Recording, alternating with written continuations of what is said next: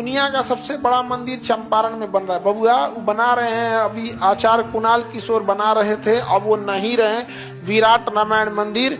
और जब हमारी उनसे आखिरी बात हुई थी तो उन्होंने कहा था कि खान सर, बहुत कम लोग जानते थे कि पटना हनुमान मंदिर से पैसा जाता है अयोध्या में अमावा मंदिर में, और वहां जो आप खाना खाते हैं राम जी की दर्शन करने के लिए, आप जब खाना खाने के लिए लाइन लगाइएगा, डेली 25-30 हजार लोग खाना खाते हैं, और उस खाने का पैसा पटना हनुमान मंदिर देता है। और आप जब दर्शन करने जाते हैं ना, नैवेद्यम प्रसाद खरीदते होंगे, उस प्रसाद का बिल कटता होगा, आप देखते होंगे, उससे 5 अस्पताल चलते हैं, और उसी पैसा से अयोध्या के अमावा मंदिर और वहां जो भोजन चलता है वो चलता है। उन्होंने हमसे आखिरी बात बोला था कि ये बात भी बताइएगा बच्चों को कि अंकोर वाट का मंदिर, कौन सा मंदिर? अंकोर वाट, जो दुनिया का सबसे बड़ा मंदिर है कंबोडिया में, उससे भी बड़ा मंदिर विराट रामायण मंदिर बन रहा है। कहाँ पे? चंपारण।